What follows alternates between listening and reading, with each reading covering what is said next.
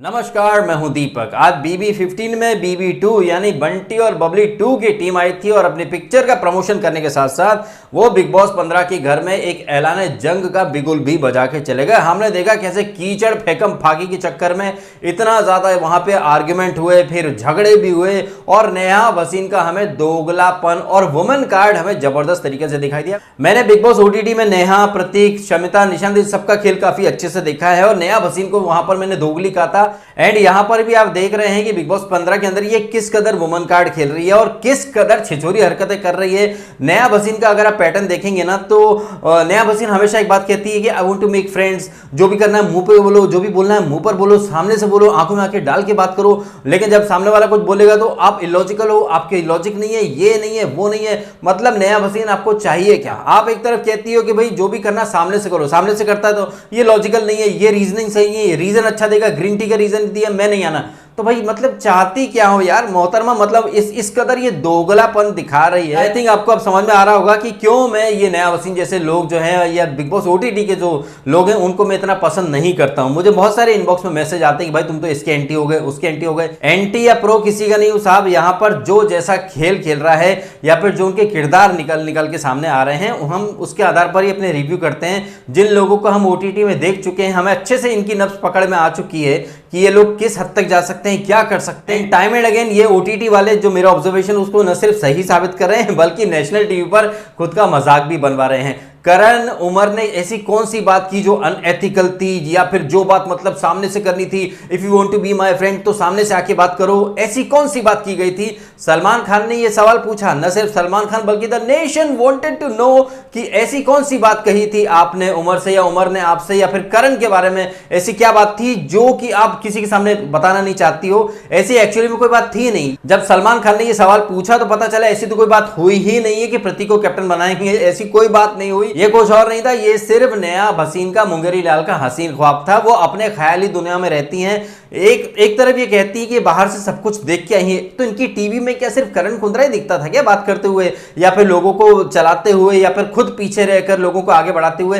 क्या शमिता शेट्टी कभी नहीं दिखी है ना? ओ नहीं, शमिता शेट्टी तो इनकी खास दोस्त है ना, वो नहीं दिखी होंगी इनको। यहां पर जिस तरीके से उमर रियाज ने जो पॉइंट रखे, वो जो गुड़िया वाली, जो डॉल वाली जो टास्क कराई सलमान खान ने, आपने देखा उमर रियाज ने क्या रीजनिंग दी थी, क्या लॉजिक दिए थे। एंड आई पर्सनली फील कि ये जो लॉजिक और ये जो रीजन दिए थे डॉक्टर उमर रियाज ने, इन रीजंस ने एक ऐसा मतलब असर किया है शमिता शेट्टी के ऊपर जिसकी वजह से उन्हें बिग बॉस से बाहर जाना पड़ा है। मतलब ये सच्चाई का डोज था कि एक तरफ बिग बॉस में हम सब लोग डे वन से अकेले आए हुए हैं, अपनी रिलेशनशिप, अपना खेल, अपने बूते आगे बढ़ा रहे हैं, लेकिन शमिता को राजीव भी चाहिए, शमिता को नेहा भी चाहिए, शमिता को विशाल भी चाहिए, शमिता को राकेश भी चाहिए। मतलब शमिता को 4-5 लोग लगते हैं अपना खेल आगे बढ़ाने में। और जैसे हमने देखा था बिग बॉस 14 में, जब तक जास्मीन अकेली थी तब तक उसका मतलब एकदम क्यूट, इनोसेंट और मेरे से कपड़े नहीं धुलते, मेरे से नहीं धुलते। लेकिन जैसे ही अली गोनी आ गया था तो भाई जास्मीन तो एकदम मतलब ज्वालामुखी बन चुकी। जास्मीन बनी ज्वाला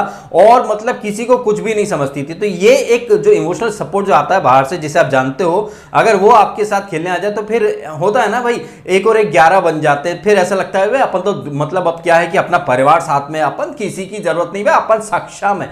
तो यहां पर शमिता शेट्टी की असलियत जिस तरह से उमर रियाज ने सामने रखी, आई थिंक ये जो सच्चाई का डोज था, इसी की वजह से शमिता की सो कॉल्ड तबीयत, क्योंकि तबीयत का बहाना बनाकर वो बाहर आ चुकी हैं। और हमने यहां पर भी देखा कि कितनी डिक्टेटर वाली मेंटेलिटी इनकी कि राकेश यहां आना नहीं था, वो ऐसे कैसे चला गया, बताना चाहिए। तो और सीरियसली मतलब बंदा अपना दर्द हो रहा है, तबीयत खराब हुई तो वो दर्द रुक जा, शम्मो को बता के आता हूं। जस्ट इमेजिन कीजिए अगर शम्मो की शादी हो जाएगी राकेश से, तो राकेश अगर सवेरे उसे प्रेशर भी बनेगा तो वो पूछेगा शम्मो से, शम्मो बेबी जाऊं या नहीं जाऊं? शम्मो बोलती कि मत जा, तू पेंट में ही कर ले भाई। शम्मो बेबी चाय पीने जाऊं या नहीं जाऊं? ये बिग बॉस ओटीटी से चलता आ रहा है। बिग बॉस ओटीटी में अगर राकेश बात कर लेता था दिव्या अग्रवाल से तो प्लीज वहीं जाके बैठो, मेरे से बात करने की जरूरत नहीं, वहीं जाओ, वहीं मरो जाके। इस कदर ये हुकूमत चलाना चाहती है। हमने कल के एपिसोड में भी देखा था जब वो घड़े वाले टास्क में राजीव जो है वो प्रतीक का नाम लेना चाहता था, लेकिन शम्मो ने फोर्स करा तो उसने उमर का नाम लिया। और राजीव क्यों नहीं आया था शमिता के पास अपने दिल की बात करने, ये बात वो समझने को तैयार ही नहीं है। अपनी मतलब बादशाह चलाना चाहती हैं शम्मो, जिनके यहां पर उमर रियाज ने गुर्दे छील दिए। बंटी और बबली वाली जो टास्क हुई थी, जहां पर ज्यादातर लोग बंटी बबली का टैग करण और तेजा को दे रहे थे। उमर रियाज को कल टीआरपी वाली टास्क में इनके के जो ग्रुप के लोग हैं इनमें से किसी ने उमर का नाम नहीं लिया था, सब अपने अपने मतलब खास लोगों के नाम ले रहे थे, जबकि उमर की वजह से ये लोग बने हैं वीआईपी क्लब के मेंबर, वीआईपी जोन के मेंबर। लेकिन हमने देखा था कि कल किसी ने उमर का नाम नहीं लिया तो उमर ने खुद का नाम लिया। ऐसे में ये नेहा भसीन आके कह रही कि भाई तुम तो पपेट हो, तुम तो फॉलोअर। उमर ने यहाँ पर विशाल और नेहा का नाम लिया और रीजनिंग जो दी थी नेहा के बारे में कि नेहा कभी कुछ बोलती हैं बाहर से, चूंकि वो देख के आई। एंड नेहा भसीन ने आते से सोशल मीडिया की काफी ज्यादा बातें की भी थी कि कैसे प्रतीक के फैंस उसे बहुत ज्यादा ट्रोल कर रहे थे। तो यहां पर वो उमर को उस ग्रुप से तोड़कर इस ग्रुप में लाने की जो ठगी वाली कोशिश कर रही थी, ऐसा कोई सगा नहीं जिसे नेहा भसीन ने ठगा नहीं। तो उनकी जो ठगी वाला अवतार है बंटी बबली का, वो यहां पर उमर ने काफी अच्छे से रखा था। और विशाल कोटियन के बारे में भी अच्छी रीजनिंग दी थी कि इनके पास कुछ चीजें है ही नहीं लेकिन ये बेचना चाहते हैं और ये ठगी का सबसे मतलब एक नल्ला वाला तरीका है। तो यहां उमर ने खुद को भीड़ से अलग साबित करा है। इस एपिसोड की स्टार्ट हमने देखी तो बंटी बबली की वो सिद्धांत चतुर्वेदी और वो श्रवरी, आई थिंक ये नाम यही था उस हीरोइन का, ये लोग आते हैं। हमने यहां पर भी नेहा भसीन का दोगला गेम देखा। आपको खुद को तो कीचड़ डालना है, लेकिन जब कोई जैसे तेजा और इनका काफी आर्ग्यूमेंट हो कि तेजा आपकी रीजन सही नहीं है, ग्रीन टी इतनी स्वास्थ्य के लिए खतरनाक हो सकती है। ये नेहा भसीन जो कि कहती है कि भाई बोल के करो, फेस पर करो, पीठ पीछे मत करो। यार तेजा रीजन दे तो रही थी आपको, लेकिन ये रीजन जस्टिफाइड नहीं है, ये रीजन इलॉजिकल है, मैं नहीं आ रही। मतलब इनको चित भी अपनी रखनी है, पट भी अपनी रखनी। सीधी बात ये है कि ये नहीं चाहती थी कि इनके ऊपर कीचड़ फेंका जाए, और वो कीचड़ नहीं डाल रही थी, या फिर वो बाद में करण कुंद्रा भी कीचड़ नहीं डाल रहा था, कान या कान के पीछे डाल रहा था। अरे तो डालना डालना नहीं डालना, अरे फट्टू ये वो। तो नेहा भसीन जो कि दूसरों को फट्टू बोलती हैं, दूसरों को पीठ पीछे बात करने वाला बोलती हैं, दूसरों को पपेट बोलती हैं, ये सारी चीजें नेहा भसीन खुद साबित कर रही थी। और आज तो वो अपना फेवरेट पोजीशन भी दिखा रही थी कि वो अपने घर में किस तरह से घोड़ा बन के, नहीं कुतिया, बिच बोला जाता ना, कुत्ती, तो ये कुत्ती बन के घर में घूमती रहती। तो ये नेशनल टीवी पर भी दिखा रही थी कि वो किस कदर इस पोज में जा सकती हैं। नेशनल टीवी पर नेहा भसीन एक्चुअली में खुद को कुत्ती तो बना ही लिया उसने, तो कुतिया को कुत्ती बोलने में कोई हर्जा है ही नहीं। महिला मंडल वाले टूट सकते हैं, बेलन लेके मेरे पीछे कूद सकते हैं, लेकिन जो कुत्ती है वो तो कुत्ती बोली जाएगी, क्योंकि वो नेशनल टीवी पर खुद कुत्ती बन गई। तो जो औरत खुद नेशनल टीवी पर कुत्ती बन रही, तो उस कुत्ती को कुत्ती बोलने में, आई डोंट थिंक कि कुत्ती को कुत्ती बोलने में किसी को गुर्दे चलेंगे। आफ्टर ऑल कुत्ती से कुत्ती, तो कुत्ती को कुत्ती मैंने बोल दिया, तो कुत्ती को कुत्ती सुनने में कोई हर्ज नहीं होना चाहिए कि वो कुत्ती है। अरे कितनी बार कुत्ती बोल दिया ना मजाक मजाक में। खैर यहाँ पर करण और नेहा का भी काफी आर्गुमेंट होता है, तेजा और नेहा का भी आर्गुमेंट होता है, निशांत और शमिता का भी आर्गुमेंट होता है, विशाल और जय का भी आर्गुमेंट होता है, और प्रतीक और उमर के बीच में तो हाथापाई तक की नौबत आ जाती है, जहां उमर कीचड़ उछाल के फेंकता है तो ये जो प्रतीक था, ये वो जो मग जो था प्लास्टिक का, वही उठाकर फेंक देता है। यहाँ पर प्रतीक ने उमर को बहुत कुछ बोला, जैसे कि बाद में सलमान खान के सामने ये लोग बोलते भी हैं कि उस चीज को बम बोला गया, कुछ शब्द म्यूट कर दिए गए। आई एम श्योर जिस तरह से वो प्रतीक ने वो जो इसके राजीव के बम में जो कुछ घुसेड़ने की जो कुछ फितरतें की थी, तो ये प्रतीक की मेंटेलिटी साहब, ये प्रतीक और नेहा दोनों पार्टनर थे वहां पर, एक ऐसी अफलातूनी हरकत है, इनका एक मतलब फेवरेट बॉडी पार्ट है, और ये अक्सर उसी, जैसे प्रतीक कभी पजामा नीचे कर देता, कभी अपना पिछवाड़ा दिखाता था। करण जौहर ने पूछा था कि भाई तुम ये क्या दिखा रहे थे, तो प्रतीक ये बोला था, सर मैं क्या ना भूखा तो नहीं मर सकता, मैं मतलब कमा तो लूंगा। मतलब क्या कमाएगा, पिछवाड़ा दिखाकर क्या? वल्ले हबीबी तुम तालिबान जाते, तुम्हारा पिछवाड़ा का खूब पैसा बनाते। तो ये है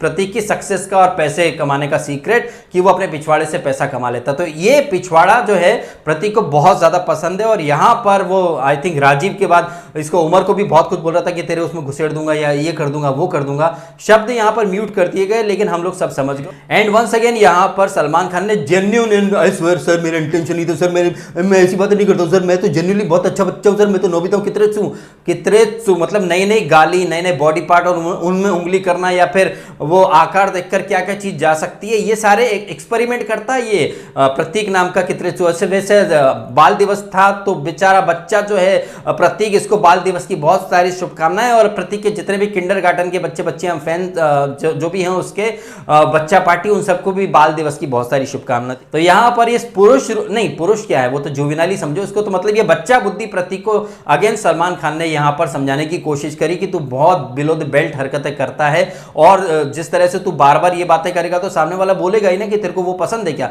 और हमने बिग बॉस ओटीटी में देखा है, तू खुद वहां पर नेहा भसीन को अपना पिछवाड़ा दिखाया करता था। तो प्रतीक और नेहा को जो है पिछवाड़ा या फिर पजामा नीचे करना, इस तरह की हरकतें इन्हें बहुत ज्यादा पसंद है। ये लोग अभी भी बिग बॉस ओटीटी मोड में ही चल रहे हैं। इन्हें लग रहा था कि वहां पर ये चीजें कर ली तो यहां पर भी चल जाएगा, लेकिन ये टीवी है, वो ओटीटी था। इतना भी अगर इनमें अकल नहीं है, अगर प्रतीक और नेहा में इतनी भी अकल नहीं है कि भाई क्या चीज करनी चाहिए क्या चीज नहीं करनी चाहिए, ये यहां पर भी ओटीटी की हरकतें रिपीट करें, तो दैट मींस इनमें कोई दो पैसे की अकल है नहीं और ऐसे लोगों को मतलब दो पैसे का इज्जत सपोर्ट वगैरह नहीं किया जाना चाहिए। तो ये प्रतीक और नेहा जो है वो कुत्ते कुत्तियां मेड फॉर ईच अदर।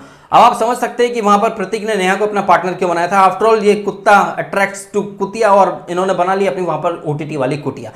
खैर यहाँ पर सलमान ने उमर को भी बताया कि तुमने जो पराठे का टुकड़ा फेंका था, अन्न का अपमान नहीं करना चाहिए था। और इससे पहले कि सलमान खान कुछ और बोल पाए, नेशनल टीवी पर उमर ने पहले ही सबसे पहले माफी मांग ली और वहां पर अपनी गलती स्वीकार कर ली। आई थिंक यहाँ पर ये प्रतीक या नेहा स्पेशली बोलना चाहूंगा कि कभी अपनी गलती स्वीकार नहीं करते। नहीं सर इंटेंशन ऐसा नहीं था, वो नहीं था, ये नहीं था, सबको दिख रहा है क्या था क्या नहीं था। समझदार वो होता है जो अगर होस्ट कह रहा है तो अपनी गलती स्वीकार कर लो, लेकिन अपनी गलती बहुत कम लोग हैं बिग बॉस के अंदर जो कि स्वीकार करते हैं। एंड उमर अभी भीड़ से अलग दिख रहा है। अब कोई मुझे उमर का पीआर बोल दे, कोई कुछ बोलते, उससे फर्क नहीं पड़ता, लेकिन जो सच है वो सच दिख रहा है। सलमान ने उमर को अप्रिशिएट करा और उमर ने जिस तरह से लॉजिक दिए हैं, अपने अलग रीजनिंग दिए हैं, वो भीड़ से अलग चल रहा है। हमने कल भी देखा था वो घड़े वाली टास्क में वो जो पूरा गैंग है, शमिता, नेहा, प्रतीक, इन सब ने किसका नाम लिया? उमर का। लेकिन हमने क्या देखा, दूसरे ग्रुप से करण ने जय का नाम लिया था, उमर ने प्रतीक का नाम लिया था और तेजा ने प्रतीक का नाम लिया था, बाकी विशाल ने भी अलग ही नाम लिए थे। तो आपको समझ में आ गया होगा कि किस ग्रुप में भेड़चाल चल रही है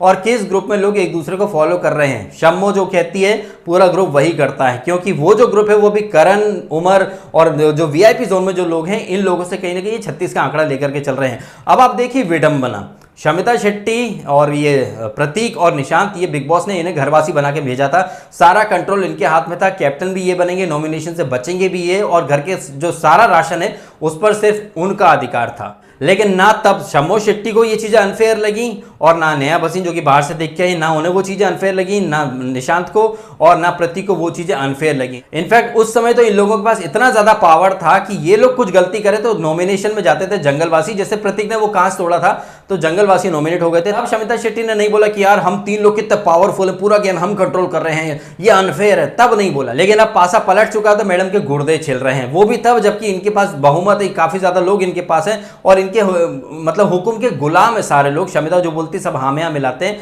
इसके बावजूद इन्हें चीजें अनफेयर लग रही हैं। आप देख लीजिए, जब तक ये घरवासी थे तब तक इन्हें चीजें अनफेयर नहीं लग रही थी, जबकि ज्यादा पावर इन लोगों के पास था, इनकी गलतियों की सजा भी जंगलवासी भुगतते थे, तब इन्हें सारी चीजें फेयर लग रही थी। जब खुद पर आया तो मैडम रोने लग गई हैं, बिलखने लग गई हैं, कहीं ना कहीं गुर्दे छिल रहे हैं इनके। उस हताशा में, उस परेशानी में, उस फ्रस्ट्रेशन में वो खुद को दोगला, झूठा और अपने परिवार की नाक तो वो कटा ही रही है। आई थिंक शूर्पणखा ने पुनर्जन्म लिया है शेट्टी परिवार में नाक कटाने के लिए, और जितनी भी इज्जत बची है कुंद्रा के कांड के बाद वो सारी शम्मो शेट्टी ने कसम खा रखी है। जैसे शूर्पणखा ने कसम खा रखी थी कि वो रावण कुल का नाश करवा के मानेगी, वैसे यहाँ शमिता शेट्टी ने कसम खा रखी कि शिल्पा शेट्टी ने जितनी इज्जत कमाई थी वो पूरा बेड़ा गर्क कर देगी शमिता द शेट्टी, जिस तरह से वो यहाँ बिहेव कर रही है।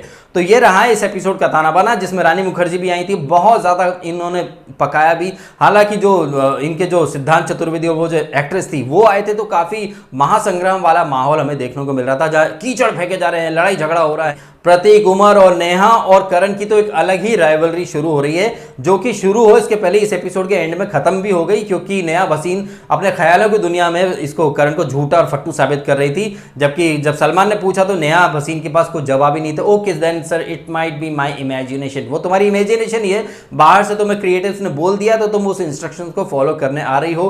तुम बोलती हो कि तुम्हें मुंह पर साफ बोलने वाले लोग पसंद आते हैं, तुम्हें मतलब जो प्यादे घुमाने फिराने वाले लोग पसंद नहीं आते, तो तुम्हें तो शमिता पसंद आनी नहीं चाहिए। शमिता ने तो 2 दिन पहले तुम्हें हकाल दिया था कि तुमने प्रतीक को कैसे अपनी प्रायोरिटी पे रखा।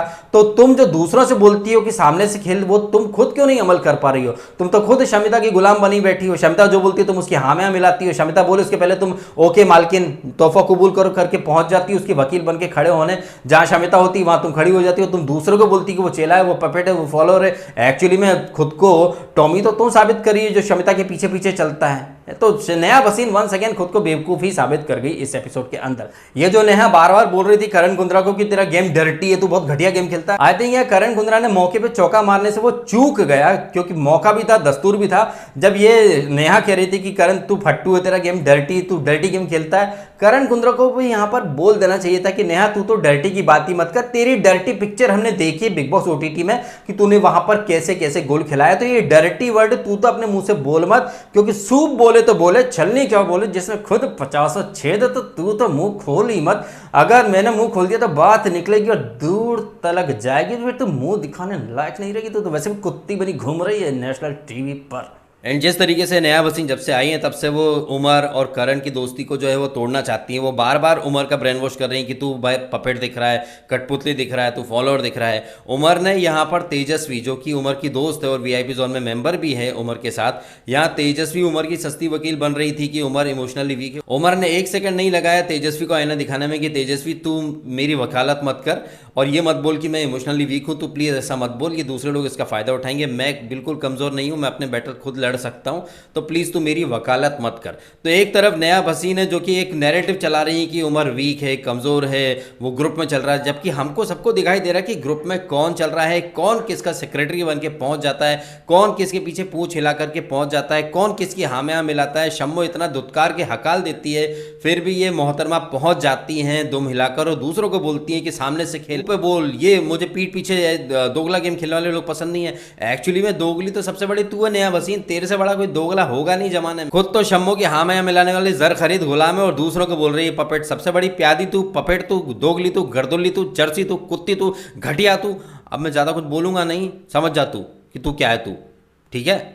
एंड जैसा कि सबको पता था कि इस बार कोई एलिमिनेशन नहीं होगा, लेकिन इसके बावजूद बहुत सारे लोगों ने वोटिंग ट्रेंड, अरे ये धमाकेदार खबर, ये ऊपर हो गया, वो नीचे हो गया, सिम्बा ऊपर हो गया, ये, अरे भाई मैं बार बार कहता हूं वोटिंग ट्रेंड फर्जी होते हैं साहब, किसी के पास ऑफिशियल डेटा होता नहीं है। मैं अगर ट्विटर पे यूट्यूब पे पोल रख दूं कि भाई किसको वोट करने वाले हो, उसके आधार पर मैं एक कॉपी और पेन लेके बैठ जाऊं, देखो इसको इतने परसेंट मिले, ये, अरे ये सब नकली और फर्जीवाड़ा होता है। लोग पता नहीं क्यों ऐसी वीडियोस देखते हैं, ऐसी चीजों पर बिलीव करते हैं, जबकि सबको पता था कि अफसाना जा चुकी है और राकेश का भी कंफर्मेशन आ चुका है कि वो मेडिकली इतना फिट नहीं है कि वापस आ पाए। तो ऐसे में तो कोई एलिमिनेशन होना ही नहीं था। और अब सुनने में आया कि शम्मो भी बाहर चली गई, इतना क्लियर था इस वीक के, मतलब बीच से ही पता चल चुका था। और मैंने तो अपने रिव्यू में कहा भी था कि अफसाना गई है, राकेश गया, तो अब तो एलिमिनेशन होगा ही नहीं। लेकिन इसके बावजूद लोग लगे रहते हैं, इसको वोट करो, इसको वोट करो, ये वोटिंग ट्रेंड। आप लोग बेवकूफ़ बन जाते हैं। जागो ग्राहक जागो, इससे पहले कि मेकर्स आपको यूं ही बेवकूफ़ बनाते रहें। आपका डेटा, आपकी एनर्जी वो वोटिंग के नाम पर आपको बेवकूफ़ बना देते हैं और आप बन जाते हो। यार वोटिंग की कोई इंपॉर्टेंस नहीं है साहब, आपको बेवकूफ़ बना दिया और नो एलिमिनेशन कर दिया है। कमेंट करें आप अपने ओपिनियन इन तमाम बातों के बारे में। और यदि आपको ये वीडियो अच्छा लगा तो वीडियो को लाइक करें, कमेंट करें, शेयर करें और करें सब्सक्राइब डीएसके टॉक्स को। यदि आपने नहीं किया तो आपने समय निकाला, वीडियो देखा, आपका बहुत बहुत धन्यवाद।